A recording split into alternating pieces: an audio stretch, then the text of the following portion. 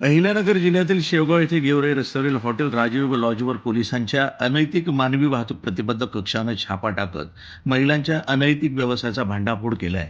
या कारवाईमध्ये लॉजच्या मालकासह 6 जणांविरुद्ध स्त्रिया आणि मुलींच्या अनैतिक व्यापार प्रतिबंध कायद्याअंतर्गत गुन्हा दाखल करण्यात आला असून 3 तरुणींची सुटका करण्यात आली आहे. विशेष म्हणजे या तिन्ही तरुणी बांगलादेशी असल्याचं प्राथमिक चौकशीमध्ये स्पष्ट झालंय.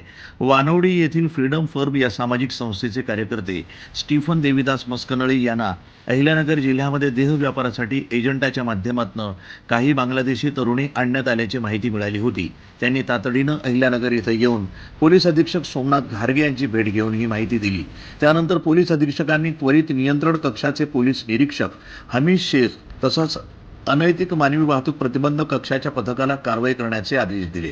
या आदेशानुसार पोलीस निरीक्षक हमीद शेख यांच्या नेतृत्वाखालील पथकानं बुधवारी सायंकाळी शेवगाव इथं धाड टाकली. यासाठी प्रथम एक बनावट ग्राहकाला हॉटेल राजीव लॉजमध्ये पाठवून माहितीची खात्री करण्यात आली. त्यानंतर पोलिसांनी लॉजवर छापा टाकला असता तिथं 3 तरुणी आढळून आल्या. चौकशी दरम्यान त्या बांगलादेशातील असल्याचं समोर आलंय.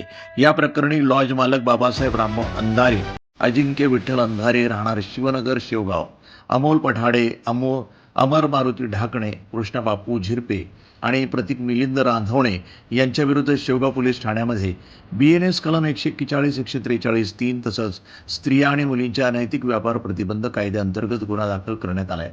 या प्रकरणाचा पुढील तपास पोलीस निरीक्षक संतोष मुटकुळे यांच्या मार्गदर्शनाखाली उपनिरीक्षक बाजीराव सानप हे करतायत.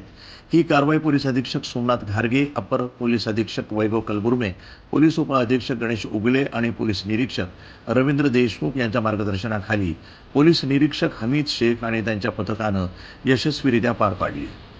प्रसारमाध्यम जस्ट ग्रुप न्यूज, अहिल्यानगर.